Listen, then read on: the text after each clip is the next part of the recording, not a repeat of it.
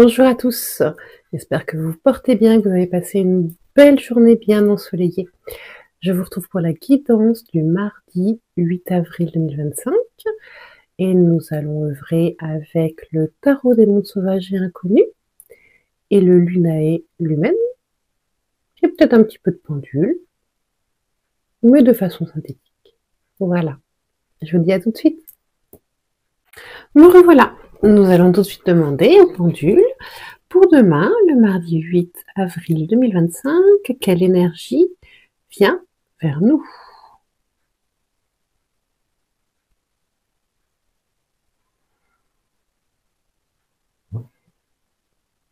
Alors, est-ce qu'on est dans le sang-froid? Oui. Est-ce qu'on est dans le calme? Oui.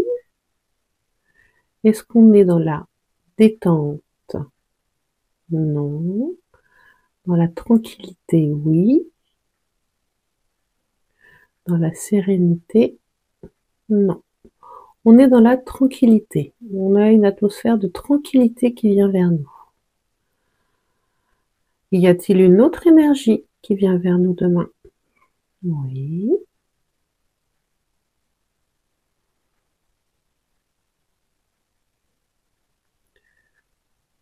Est-ce qu'on est dans la malveillance? Oui. Est-ce qu'on est dans la haine? Oui. Alors, qu'est-ce qu'on a? Le ressentiment? Le dégoût? Non. Le ressentiment. Donc, on a deux énergies différentes qui viennent, le ressentiment et la tranquillité. Donc, on peut se dire que ça vient de personnes différentes. Quelle énergie avons-nous à déployer pour dépasser ces vibrations qui arrivent vers nous?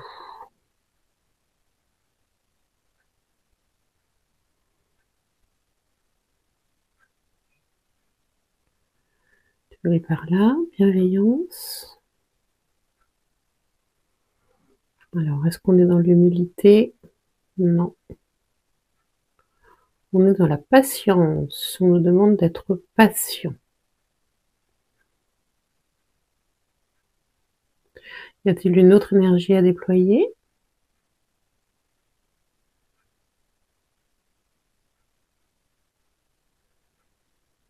Ah, on est dans le défoulement. Je pense que demain, il y a des oreillers qui vont prendre cher. Ça va crier dans les oreillers. Voilà, donc ça va quand même être une patience difficile à mettre en œuvre. Donc on va avoir deux énergies différentes qui vont arriver. Alors, l'énergie positive vient-elle de la vie professionnelle? Non.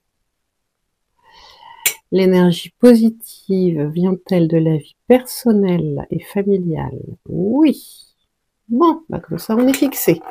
Demain, ça va être un petit peu costaud, question pro. Alors, je remets des d'équerre. Tac, tac, touc. En énergie générale, nous avons eu l'indépendance. Voilà, parce que l'énergie qui vient, c'est une énergie de liberté, de non-contrôle, de hors cadre. Voilà, on est dans l'élégance, mais on n'est pas dans l'asservissement. En plus, c'est un chat blanc qui se remarque, qui est très gracile. Voilà, donc l'indépendance, c'est quelque chose qu'on peut souhaiter. Il ne faut pas que ça soit subi, que ça soit une solitude subie. Il faut vraiment que ça soit quelque chose de désiré. Mais là, j'ai l'impression que c'est quelque chose de désiré, parce qu'il a l'air plutôt bien, ce chat. Donc, vous avez une folle envie ben, d'être à bord demain, de faire ce qu'il vous convient, de la façon dont il vous convient. Le conseil avec le tarot, c'est la roue de fortune. Regardez-moi ça, comment elle est enchevêtrée. Ça fait longtemps qu'elle n'a pas bougé, cette roue. Hein. On était bloqué depuis un certain moment. Juste si elle n'a pas fait son nid. Donc, alors, dans ce tarot-là, il y a une espèce de karma hein, sur la roue de fortune. C'est enfin un changement qui s'enclenche. Ça peut être rapide, ça peut être plus long. Là, j'ai envie de dire c'est un peu plus long parce qu'on voit que c'est bien enchevêtré, mais c'est le début de quelque chose de bon et de nouveau. Voilà. Donc une bonne énergie avec, voilà, il faut profiter de cette énergie d'indépendance pour faire tourner. Parce qu'on est bien sur une histoire de liberté, de choix et de chemin personnel. Regardez ce chat, il va exactement là où il veut. C'est une espèce de pensée libre, d'une envie de fuir des environnements trop cadrés, où il y a trop de règles, où il y a trop d'égoïsme, trop d'égocentrisme, pour aller se balader à son gré sur les chemins de la liberté, ce que nous confirme la roue, hein, la roue qui va tourner avec les choix que l'on va prendre avec sagesse. Voilà, la lune là, comme le soleil là, voilà, donc ça va venir, ça va bouger. Je vous laisse le 6 pour la fin, vous verrez. Alors ensuite, dans le professionnel, nous avons eu l'isolement dans la tour. Alors, pour ceux qui travaillent dans des bâtiments officiels, les hôpitaux, les administrations, les banques, les assurances, tout ça, ça va vous parler plus particulièrement. Hein. Donc, demain, vous aurez certainement un sentiment un petit peu d'isolement, mais il y a du travail. Je pense que demain, vous allez voilà, avoir à boucler un gros projet ou on n'est pas dans la coopération. En gros, il va falloir tisser de façon assez conséquente. Voilà ce que m'inspire cette carte. Plus que l'isolement, j'y vois un travail assez conséquent, que vous ferez seul, évidemment. Voilà. Donc, on a ça, et nous avons eu comme conseil, alors, c'est un peu rude, hein, nous avons eu le 9 de bâton. Donc, le 9 de bâton, c'est évidemment la force, hein, parce que vous avez monté toutes les marches, là. Vous avez posé tous les bâtons. Parfois, il est un petit peu dans le fait de se protéger. Ça peut être le cas. Vous pouvez vous dire par rapport à cet isolement et cette somme de travail, il faut que je me protège. Parce que je ne vais pas pouvoir tout faire. C'est pas possible. Il y a une résistance dans le 9 de bâton. C'est-à-dire que il y a un petit côté têtu.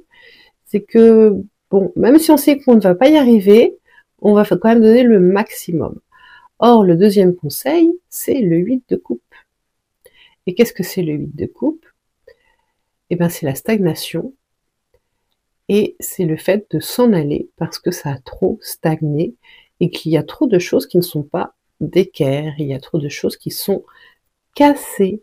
Donc, avec le 8 de coupe, on va avoir envie de s'en aller parce qu'il reste plus rien à réparer en fait. Vous faites beaucoup d'efforts, mais il va peut-être falloir reprendre les bases. Vous voyez, si vous avez un gros dossier de main et que vous êtes tout seul à le gérer, et ben en fait, il va falloir reprendre les bases et tout recommencer à zéro. Sinon, ça peut être une surcharge de travail. Et là, vous dites non mais stop, j'en peux plus. J'en peux plus, je m'arrête. Laissez-moi respirer un petit peu. Voilà, ça peut aller jusque là, hein. Ça peut être un départ, hein. Voilà, mais en tout cas, il faut agir avec un 8 de coupe. Soit on y va à fond, même si on sait qu'on va pas y arriver, mais on reprend les bases, toutes les bases, hein, parce que là tout est cassé. Soit on se dit non mais là j'ai trop donné, là faut m'alléger parce que c'est le bazar. Donc donnez-moi un autre projet parce que là c'est pas possible, quoi. Voilà. Du côté sentimental, nous avons eu 2 cartes. La belle carte du talisman qui donne la protection avec la fragilité. Alors cette carte-là, elle m'inspire plus que la fragilité, elle m'inspire un rejet. Il y a quelque chose, soit vous avez été rejeté d'un point de vue sentimental, soit vous vous sentez rejeté, ce qui n'est pas la même chose, soit vous rejetez une situation. Voilà. Il y a une espèce de... Vous êtes protégé, mais il y a une espèce de précarité sentimentalement qui vous affecte ou qui vous a affecté et qui reste un petit peu bloqué. Voilà. Ça peut être juste un accrochage, hein, vous savez, un petit mot un peu difficile. Mais voilà, peut-être une sensibilité un petit peu accrue demain, mais vous avez la protection. Et en conseil, vous avez eu la magnifique carte du 10 de denier, qui est l'accomplissement total.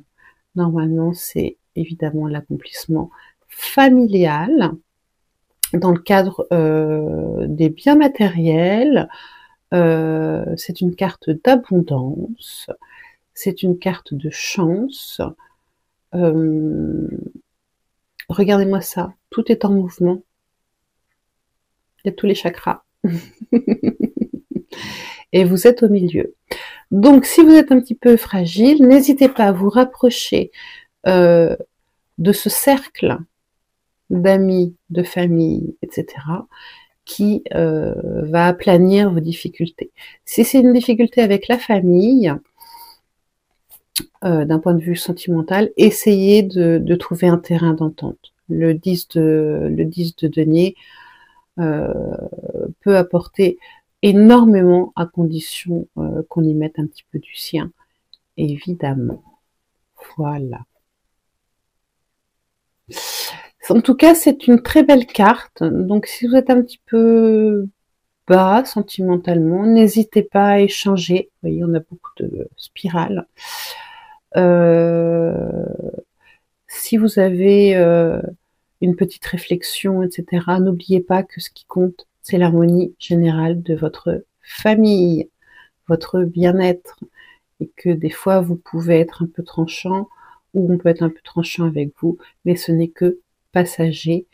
La carte du 10 de denier vous dit que c'est du costaud, qu'il faut se raccrocher au costaud. Enfin, avec le 6, nous avons...